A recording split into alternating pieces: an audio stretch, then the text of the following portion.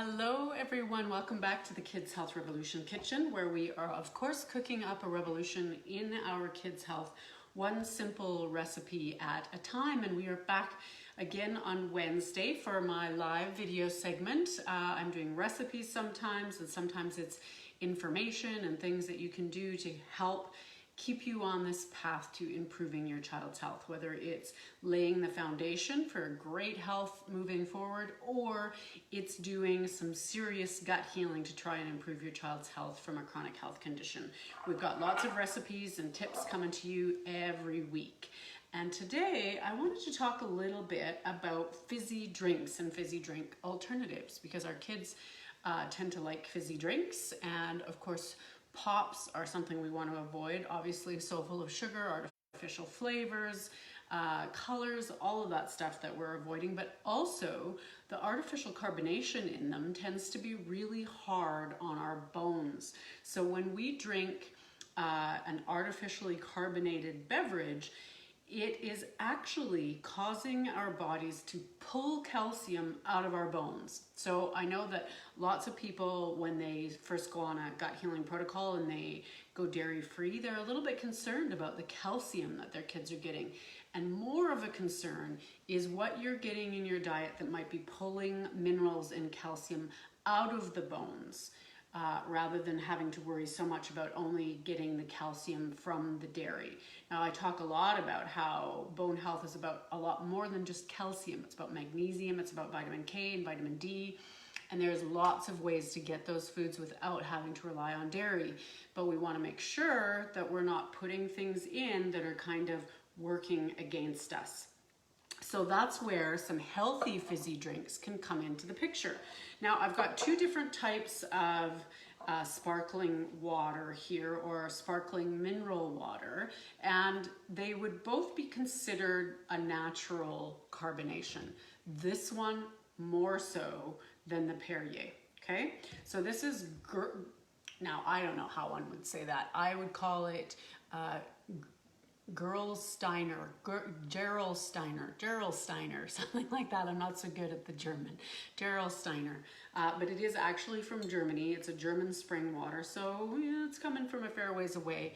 But this is packed full of amazing minerals, you guys. So it's naturally carbonated. You're not going to have to worry about pulling the stuff out of your bones, and you're getting a good boost of actual minerals while you're doing it. So this is a really good way to get some of those minerals into your kiddos. So if we put these two side by side, Perrier is a very popular brand. I don't usually like to buy it because it is a Nestle product, so it doesn't often grace our cupboards, but here it is today. But let's look at these side by side.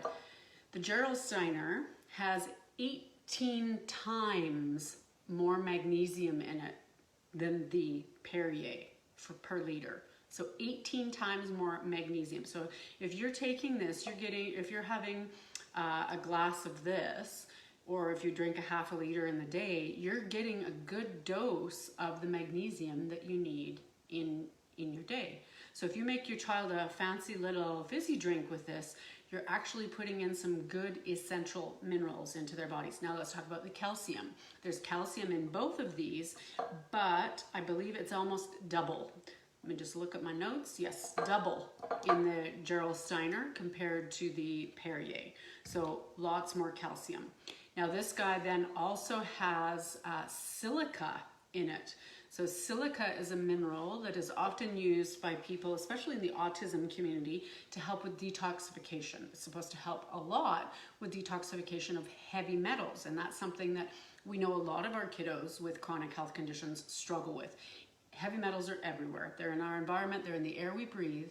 But sometimes our kids have a bit of a hard time getting rid of those. Their detoxification's not working as well as it could, and some minerals like silica can help kind of amp up that process for our kiddos. It's, what else does it have? Oh, lithium was the other one I wanted to mention. So most people in North America, because of the soil situation from our farming methods, tend to be low in lithium. You could have a hair mineral analysis done to find that out, but I know our kid is an example of somebody who is very low in the trace mineral lithium. And lithium lithium is hugely important when it comes to mental health. So this is something that's important for our kiddos. It's also important for us as we're getting older to make sure that we're having a little bit of lithium in our diet so that it helps protect our brains from those sort of natural ravages of aging. I have a thing on how much. Oh, I didn't put the actual amount. It's a trace amount. It's not a lot, but lithium is something that you don't want in huge quantities when we're talking about the trace mineral lithium. You know, it's just small micro doses is what we need to be getting. So all in all, this natural mineral water, sparkling water, is a pretty good bet. It's got good minerals. We've got magnesium, calcium, silica, lithium, among other minerals. You can go to their website and they have quite a lot of really interesting information about the breakdown of minerals that they have and how it's formed in their water and all kinds of kind of interesting stuff if you want to geek out on it a little bit. But this is what I like to use in our house just to give drinks that little bit of a fun, fizzy kick without all of the bad stuff that comes with your usual carbonated fizzy drink. So a couple of different ways that I do that, just some ideas. I'm not going to give you an actual recipe in this one. We're not doing an actual recipe video today, but so iced tea. So take whatever pretty sort of fruity or herbal iced tea that you like. This is sort of a sun tea combination. I put them in and just leave them in the sunshine. You can sweeten it if you want to, put a little stevia in there, some monk fruit. You could sweeten it with honey or just have it unsweetened and add in about half and half of your iced tea and your sparkling mineral water into that. And then you have a beautiful sparkly drink that really satisfies the taste buds. It's wonderful on a warm day, which we're not having so much here in Calgary today. I think it was supposed to be nice yesterday and today, but didn't quite turn out that way. But there we go. We got that nice fizz happening, a little bit of ice in there, and that's a tasty little drink that's got the goodness in there to help boost up the health. If you're using a tea that's got other beneficial qualities, even better. Another one that we do often around here is what my son calls appetizers. And we found this from when we traveled in South Africa. There was a drink, really popular drink there called an appetizer. It came in a can.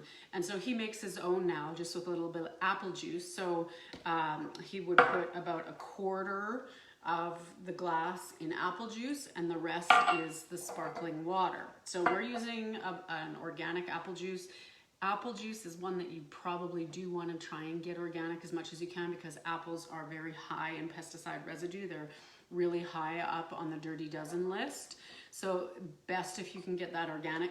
Even better when we talk about better, best, you know, good, better, best type of stuff is if you are making your own juice. So if you have a juicer and you make your own juice, add a little bit of that and a little bit of sparkling water and you've got a beautiful little drink for yourself. So those are just a couple really simple ideas, you guys. I know, simple, but I wanted to talk a little bit about some of the health benefits that can come in buying a product like this. It is definitely not the cheapest sparkling water on the market, but if you are going to occasionally have a fun little drink like this, this is one that you can buy and know that you're doing something good for your family's health at the same time as enjoying a little bit of a treat. And that's what it's all about.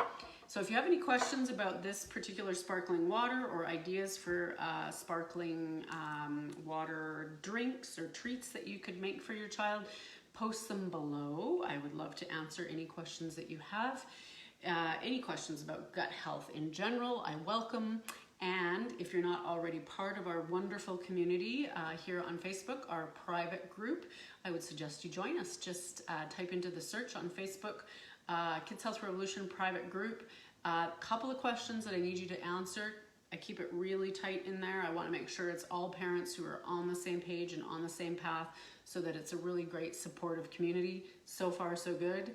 And yes, I would love to see you over there. That's it for now, you guys. I'll see you again next week with another Kids Health Revolution video. Oh, I've got a question here. Oh, I can't quite see it. So let me come over there.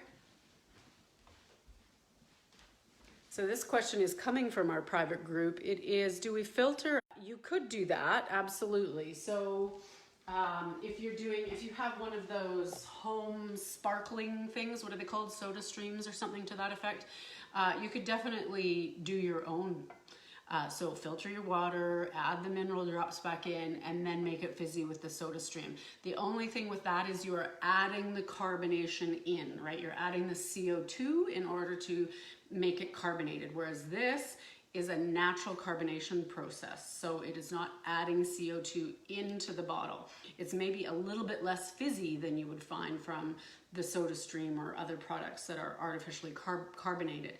But when it's naturally carbonated, you're not having the effect of it pulling calcium and other minerals from your bones because of the acidity, the pH in it. So if it's something that you're drinking on a really regular basis, you know, I would at least try to maybe do this soda stream sometimes, and then, you know, other times do this where you're getting some of the actual minerals in that are going to stay in.